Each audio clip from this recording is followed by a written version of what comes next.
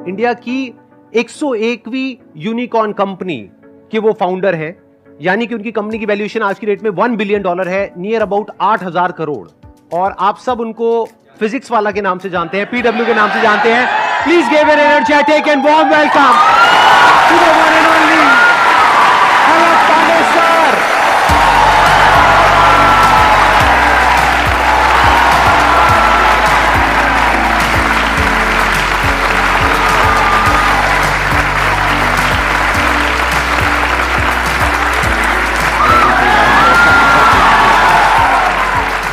आइए सर, बैठिए। Oh my God, this is like something wow.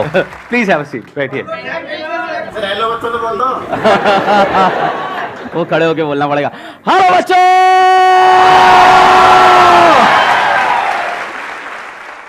इनके बारे में मैंने देखा, हमारे कमेंट सेक्शन में बच्चे लिखते हैं कि PW is not an institute, it's an emotion.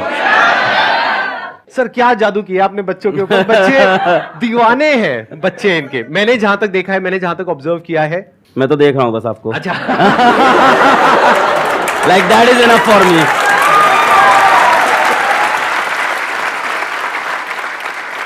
अभी मैंने आपकी एक वीडियो देखी, आपने अभी कोटा में शायद एक इंस्टीट्यूट खोला है ना, हाँ।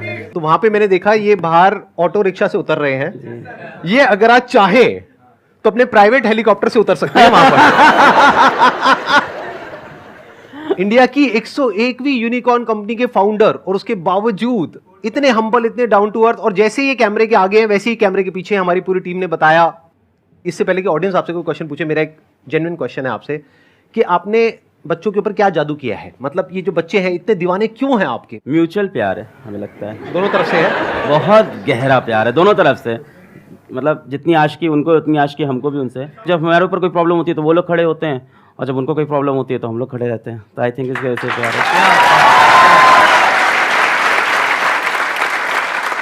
मैं एक्चुअल में पहले कभी आपसे मिला नहीं, आज हम यहाँ पे स्टेज पे डायरेक्टली पहली बार मिल रहे हैं, तो मेरा बड़ा मन था कि एक बार आपसे ऑन कैमरा मिलूं, फिर ऑफ कैमरा मिलूं, फिर आराम से बैठ कर। हमारा 2013 से मन था भाई। हम लोग तो वो देख रहे थे आपके लाइफ चेंजिंग सेमिनार, क्या भाई ये क्या आदमी है, क्या हो रहा है। And then we just couldn't imagine कि इट कैन हैपन समडे। मतलब आई लिटरली कुडंट इमेजिन। मतलब संदीप सर, आपने मतलब जो नॉन बिजनेस माइंडसेट के साथ इस चीज़ को क्रिएट किया है। There are people who say a lot of good things about you, but there are still people who say things bad about you. और ये मेरे साथ भी होता है। मतलब we meet people and they are like, नहीं यार उस बंदे कुछ तो चल रहा है। तो मैं कहता हूँ इधर बैठो, सुनो तुम। मेरे यूट्यूब पे 6-7 मिलियन 8 मिलियन सब्सक्राइबर हैं, उस बंदे के 20 मिलियन के ऊपर सब्सक्राइबर हैं। मुझे पता है 1 मिलियन सब्सक्राइबर में कितना पैसा कमाया जा सकता है मोनेटाइजेशन करके। तो मुझे मत बताओ उस बंदे ने क्या कंट्रोल करके बैठा है वो।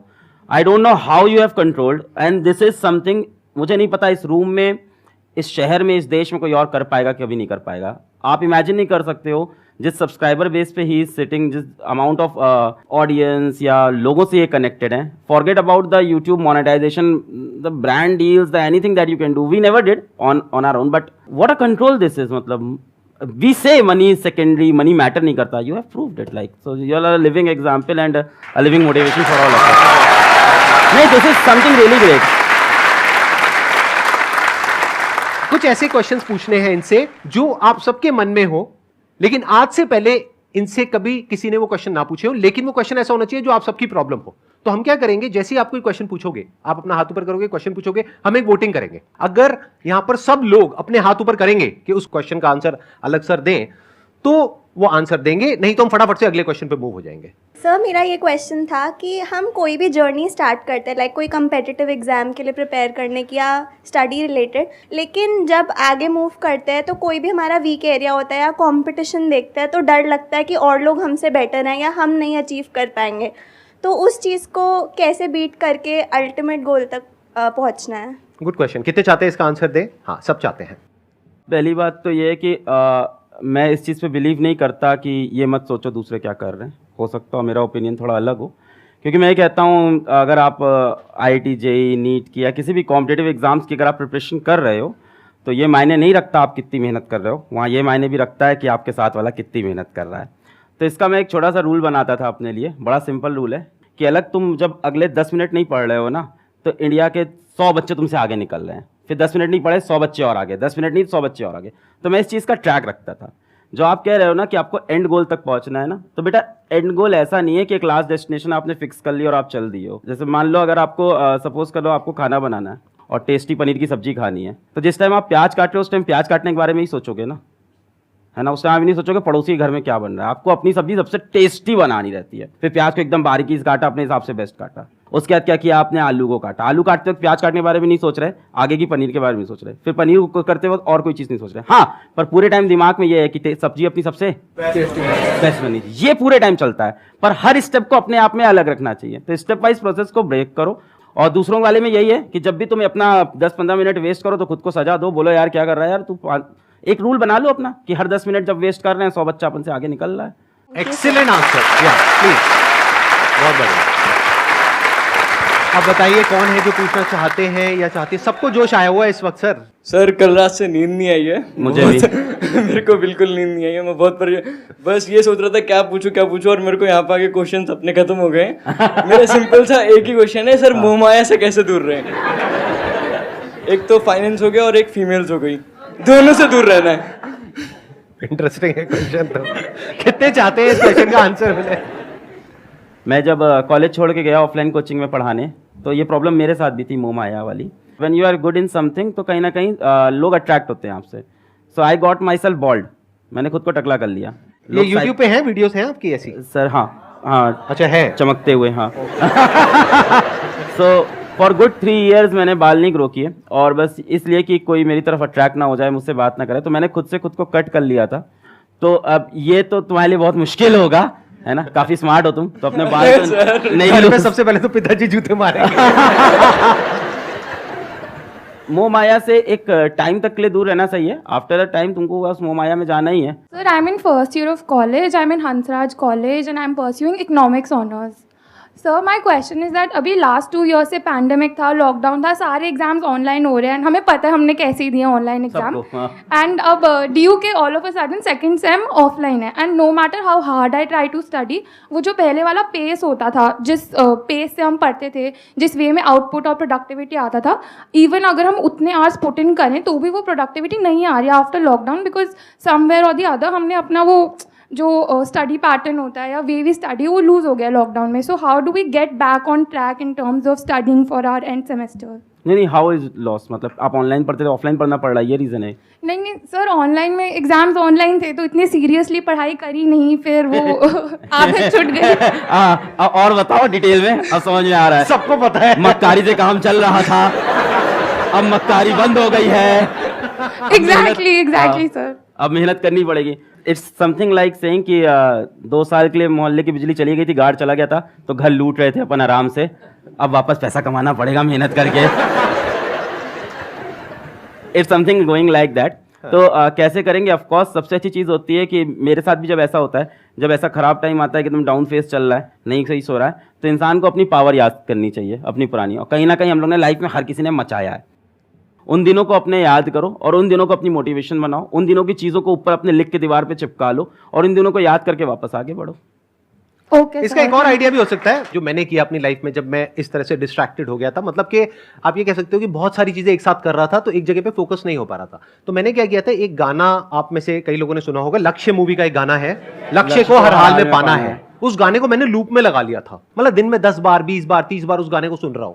तो फिर क्या हुआ था कि माइंड कुछ दिन बाद वहां पर पूरी तरह से फोकस्ड हो गया था, वन पॉइंटेड हो गया था, दिमाग में और कोई थॉट ही नहीं आ रहा था, मतलब 1% भी कुछ और माइंड में चल ही नहीं रहा था। तो ये एक तरीका होता है, यानी कि आप क्या कर सकते हो कि अपनी वो जो पावर्स जो सर ने अभी बोली कि पुरानी पावर्स जो आप भूल गए हो उसको वापस से याद करने के लिए कुछ ऐसी फीलिंग, कुछ ऐसे इमोशंस अंदर ट्रिगर होने चाहिए जो फ्यूचर आपका जो भी गोल है उससे कनेक्टेड हो और पास्ट में जो आपकी पावर्स है उससे कनेक्टेड हो। और किसी भी गाने को सुनो, जरूरी नहीं है इसी गाने को सुनना है, किसी भी ऐसे गाने को सुनो जिसको सुन करके अंदर से एक जोश आता है कुछ करने का, तो फिर ऑटोमेटिकली आप एक अलग जोन में आ जाओगे। अभी वो जोन चेंज हो गया है आपका, अभी आप अपने एक अलग कंफर्ट जोन में चले गए हो, तो थोड़ा सा शुरू में एफर्ट डालना पड़ेगा, 1-2 महीना 3 महीना। जब एक बार वो एफर्ट आप डाल दोगे तो फिर ऑटोमेटिकली वो काम होने लग जाएगा। ये गाने वाला पॉइंट बहुत अच्छा, मैं ऐड ऑन करूंगा इसमें जरूर से क्योंकि जब 2013-14 में मैं जा रहा था ऑफलाइन कोचिंग पढ़ाने, तो पूरे रास्ते कान में ईयरफोन होता था और मेरे 2 गाने थे बहुत एनर्जेटिक, जैसे सर ने लक्ष्य बताया, तो मेरे 2 गाने थे। पहला था आरंभ है प्रचंड, 2013-14 से, अभी बड़ा वायरल हो गया है,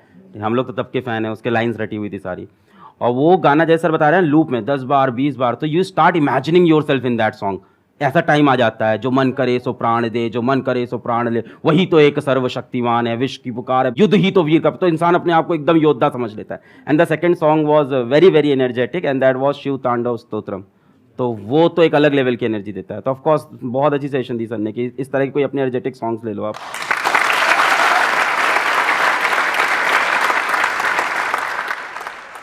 Sir, my question is that today you are training millions of students for IIT, JEE and NEET like exams. But you yourself drop out of your engineering college in the third year itself. Right. And still you made it to a 8,000 crore unicorn company today. So sir, how we can achieve also such success without being dependent on the tag of a big college? लोगों को बहुत glamorous लगता है drop out, and drop out से millionaire बन जाएंगे, drop out से अपन कुछ बड़ा कर जाएंगे। सो मेरे बाद भी मेरे कॉलेज के काफ़ी जूनियर्स मैसेज किए sir I want to drop out, तो मैं उनको क्लियर बोलता था नहीं भाई ये रास्ता नहीं होता है पहली बात। सो अगर आपको ये चीज़ बहुत फैंटेसाइज करती है, मैं आपको बताता हूँ कि आपको एक ड्रॉप आउट दिख रहा है, लाखों ड्रॉप आउट अभी बैठे हुए हैं, they have not made it big. तो इसको कभी भी फैंटेसाइज मत करो। सी ड्रॉप आउट करने के लिए ड्रॉप आउट करना है बहुत बेवकूफ़ी लगती है मुझको, ये दिखाने के लिए कि अब मैं ड्रॉप आउट करके कुछ बड़ा कर जाऊंगा लाइफ में। यार तुमने वो कोर्स किसी चीज़ से सोच के लिया था ना, अब बीच में ड्रॉप आउट करके खुद ही की सोचो गलत प्रूफ कर रहे हो, पहली बात तो है ना। अगर तुम्हारे पास डेफिनेट कोई ऐसा मकसद आ गया है और तुमको दिख रहा है वहां काम नहीं बन सकता। मैंने ड्रॉप आउट जो किया था वो सिचुएशन ये थी कि one of my friend called my sister and he said to her कि इसको वापस बुला लो, यहाँ मर जाएगा ये, यहाँ एक कुछ नहीं कर पाएगा, इसकी सारी उम्मीदें सब यहाँ पे मरने वाली हैं अब।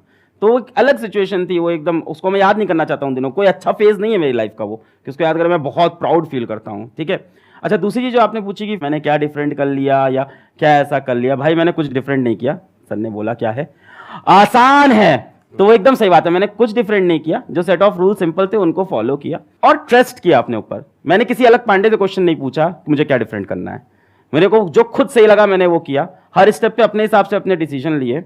मैं ये श्योर था कॉलेज छोड़ते वक्त कि मुझे पढ़ाना और मैं पढ़ाने में करके दिखा दूंगा। हमने जो डिसीजन लिए उस पर मैं लगा रहा कि इसको मैं सही करके दिखाऊंगा। ऐसा कोई भी डिसीजन आप लोगे हर चीज में ऊपर नीचे चलता रहता है, so you have to stick to it और फिर उसको डिफेंड करना होता है। और कई बार बहुत बुरे फेजेस आते हैं तो उसमें भी आपको होल्ड ऑन करना होता है। तो मैंने उन फेजेस को होल्ड ऑन किया और मैं चलता रहा, यही था। मेरे पास भी जॉब ऑफर्स थे, सबको पता है, एक एक करके जॉब ऑफर्स चेंज होते गए। मेरे पास एक बार बीच में एक मार्केटिंग का जॉब ऑफर हुई था, मैं कभी डिस्क्लोज नहीं किया, ये इनिशियली आ गया था 6 लाख रुपए का मार्केटिंग का job offer, because I was good in speaking skills, तो मार्केटिंग का जॉब ऑफर आ गया था। तो आई डिनाइड दैट क्योंकि मुझे पढ़ाना था, तो अपने गोल में मैं स्टिक था और क्या।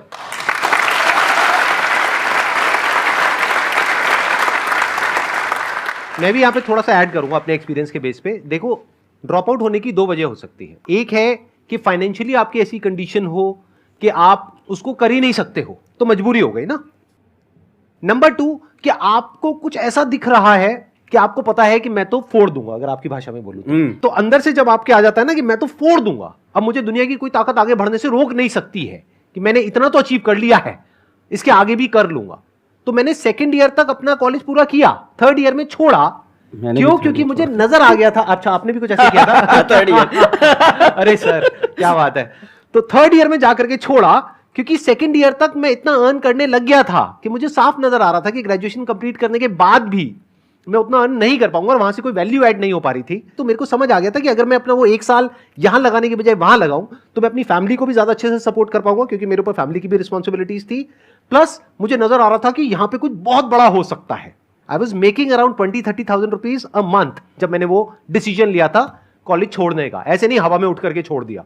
तो इसलिए नहीं कि उन्होंने किया तो आप भी करो, उसने ड्रॉप आउट कर दिया तो मैं भी करूंगा, ऐसा नहीं होना चाहिए। ऐसा इनफैक्ट कहीं भी नहीं, ऐसा पढ़ाई में भी नहीं होना चाहिए कि उसने वो किया तो मैं भी वही करूंगा। अरे नहीं भाई, अपने आप को देखो, समझो, जब आप उसके हिसाब से एक्ट करोगे तो बहुत आगे जा सकते हो, बहुत कुछ कर सकते हो।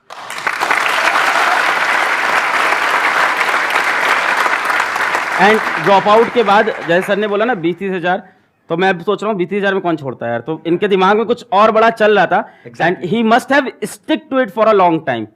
जैसे आपको पढ़ाई डिफिकल्ट लग रही है, ड्रॉप आउट कर दोगे ना तो वो गलत है, क्योंकि इधर आओगे फिर काम भी डिफिकल्ट लगेगा जो कर रहे हो, फिर यहाँ से भी ड्रॉप आउट करोगे। तो 20-30 हजार में छोड़ दिया तो मतलब इनके दिमाग में और बड़ा फिगर चल रहा था कुछ अलग। सर आप जैसे आपने कहते हैं पूरे एजुकेशन इंडस्ट्री को जो है रिवोल्यूशनाइज कर दिया, बिल्कुल चेंज कर दिया है। संदीप सर हैं, इन्होंने भी कहते हैं यूथ का माइंडसेट लाइफ को लेकर बिल्कुल चेंज कर रखा है। और आप दोनों जो कर रहे हो, जो आपने अभी भी हम सबके लिए कर रहे हो, उसकी जितनी तारीफ करी जाए उतना ही कम है, इसलिए मैं आपकी तारीफ नहीं करूंगा और सीधे ये बात, हाँ, बहुत बढ़िया।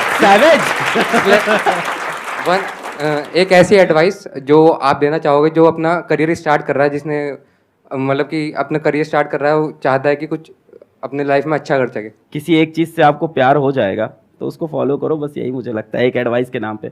मतलब क्या होता है ना, मैं एक बहुत सिंपल चीज़ बताता हूँ कि सभी लोग को यहाँ कोई ना कोई लड़का लड़की पसंद आने ही लग गया होगा अब तक तो लाइफ में। बोलोगे नहीं क्योंकि पापा लोग शोज देख रहे हैं। When you have a girlfriend, boyfriend, relationship, हम सफ़र, कुछ भी होता है साथ में, तो क्या आप मेरे से कभी पूछते हो कि सर उसकी तरफ अपना ध्यान कैसे लगाऊं?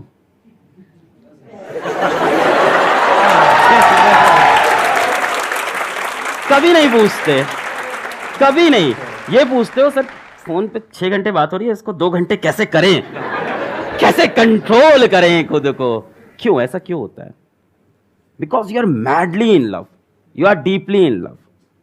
आई don't say don't fall in love, fall in love, but fall in love with something that can motivate you. It can be a girl, it can be a boy, but it can be something your goal also. एक और बड़ा अच्छा है, बढ़िया है इस पे तो बात है, जैसे बहुत ही बढ़िया है इस पे तो याद आ गया कि मान लो जैसे आपकी गर्लफ्रेंड या बॉयफ्रेंड है, भगवान ना करे हो, भगवान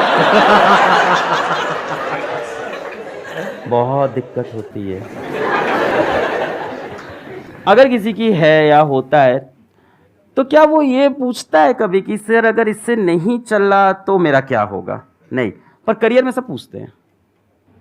मेरा तो वही है जिंदगी में, मतलब जो करते हैं ताबड़ तोड़, वो चाहिए तो चाहिए।